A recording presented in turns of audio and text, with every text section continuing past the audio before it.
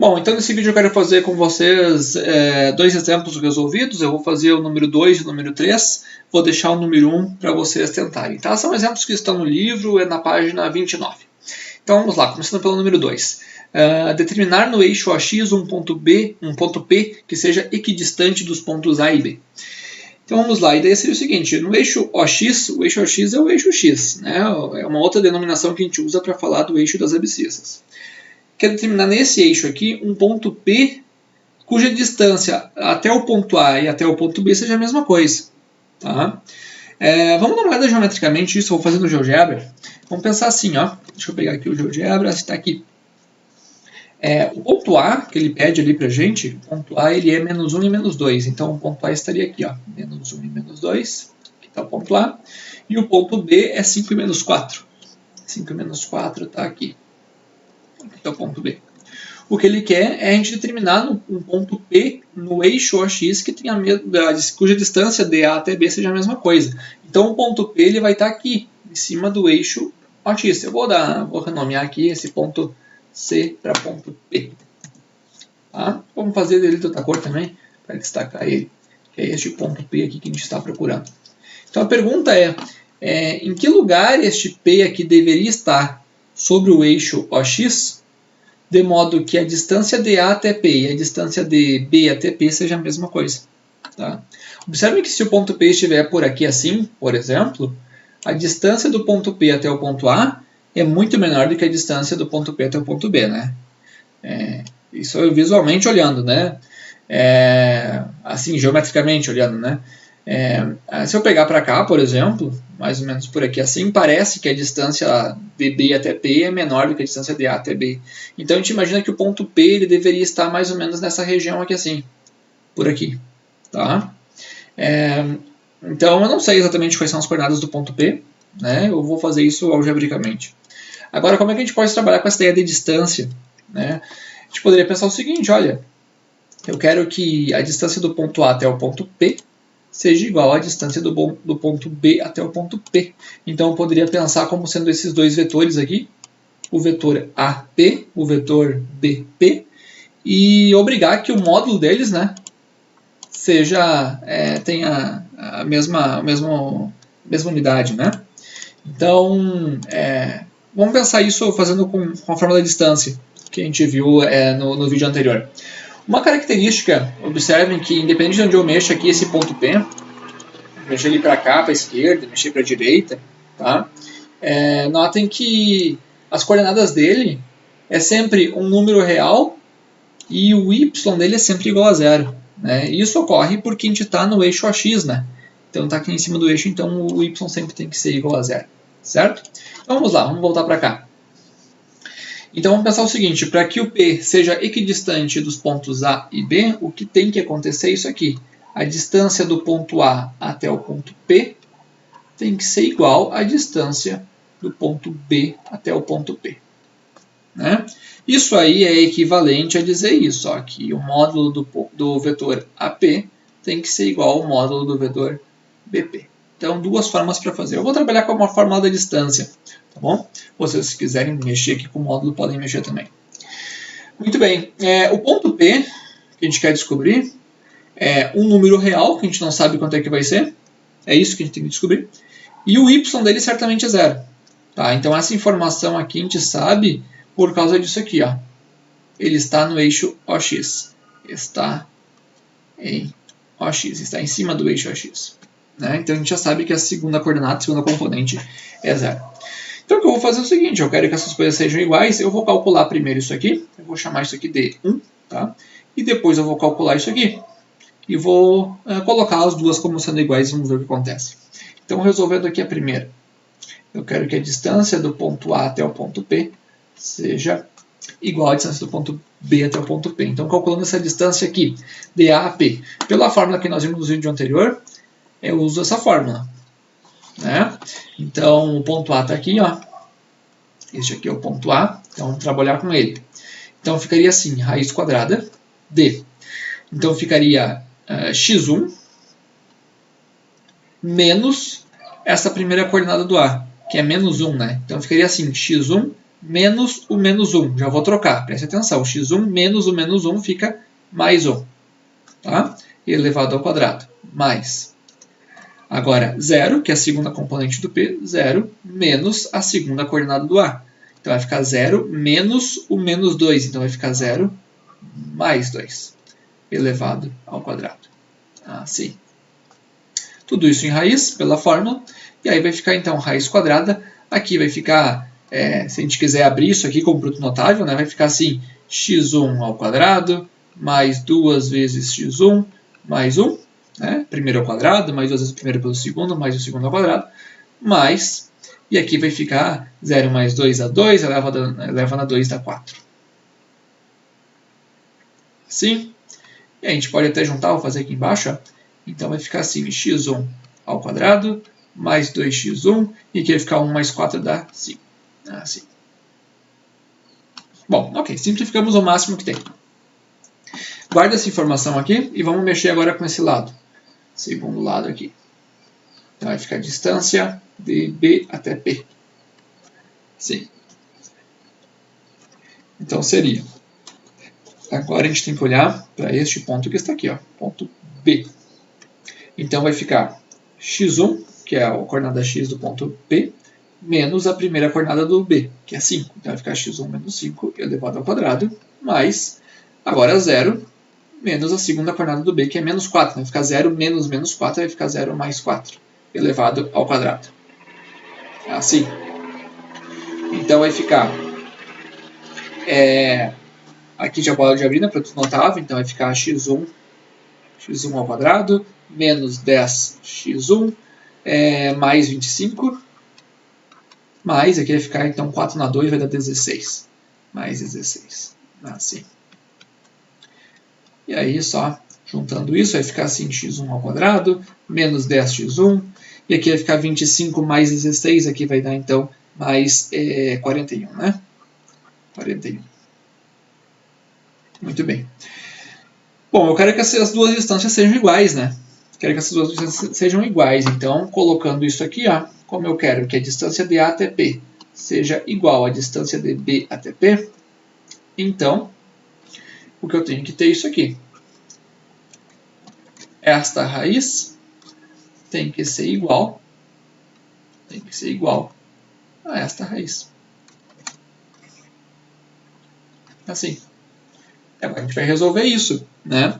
Bom, tenho raiz igual a raiz, eu posso pegar e elevar ao quadrado dos dois lados, né? Então, eleva ao quadrado aqui, eleva ao quadrado aqui, as raízes vão sumir. Não é mesmo?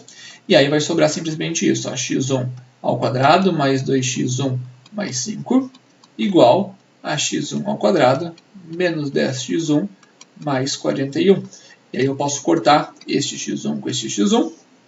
E vamos isolar x1, porque descobrindo o x1 eu descubro quem é o ponto P, né? Só falta ele. Tá? Então, vou passar o que tem x1 para a esquerda e o número para a direita. Então, vai ficar assim, esse menos 10 vem para cá, vai ficar então 12x1. E aqui vai ficar 41 menos 5, né? Então, vai ficar 12x1. 41 menos 5 dá 36. E aí, x1, portanto, vai ser igual a 3. x1 é igual a 3. Pronto. Então, encontramos a coordenada x do ponto P. Então, portanto, o ponto P ele tem coordenadas 3 e 0. Este aqui, no caso, coloquei x1 aqui, circulei este, circulei não. Ressaltei este aqui, mas esse aqui é a resposta, né?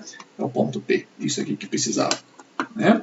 Então, o ponto P, se a gente for calcular a distância do ponto P até o ponto A, pegando o ponto P como sendo 3 e 0, vai dar a mesma distância do ponto P até o ponto B. E a gente pode verificar isso agora no GeoGebra, né? Já que a gente fez. Vamos pegar o ponto P, então, como sendo 3 e 0. Ó. Exatamente aqui. Tá? Então, pegando o P aqui, observe, eu vou calcular aqui quanto que é o módulo do vetor U. O módulo do vetor U deu 4,47. Calculo o módulo do vetor V. 4,47. Então, exatamente quando P é 3 e 0, esses módulos são iguais e, portanto, a distância de A até P e de B até P é a mesma coisa. Né? Se a gente mudar aqui, pode ver que os módulos mudam também. Ó. Tá? É apenas este ponto aqui que vai dar certo. Certo? Muito bem. Um bom exercício para fazer isso é, ao invés de colocar o ponto P agora no eixo X, procure um ponto P no eixo AY. Né? Podem tentar fazer se quiserem aí, ó. Tenta buscar aí um ponto C, por exemplo. Vamos colocar de outra cor aqui, um ponto C, aí verde, cuja distância de A até C e B até C sejam iguais, ou seja, que ele seja equidistante aí do ponto A e do ponto B. Tá? Podem tentar fazer. Muito bem, deixa eu recortar essa figura aqui, que eu acho que é bom a gente deixar ali no caderno para vocês. Vamos pegar aqui ela. Aqui. Vamos colar ela aqui. Daí fica aqui para vocês. Ó. Sim. Aí. Tá? Tá aí a interpretação, no caso, geométrica. Muito bem, vamos para um outro exemplo? Exemplo número 3. Então, diz o seguinte: dado o vetor v, menos 2 e 1, encontrar o vetor paralelo a v que possua, e aí tem cada uma das alternativas. Vamos fazer acho que todos aí, que é rapidinho de fazer. Bom, paralelo a gente já sabe o que é, né? Paralelo quer dizer que tem que ser um vetor múltiplo de v, no caso. Não é mesmo? Muito bem, então começando aí pela letra A.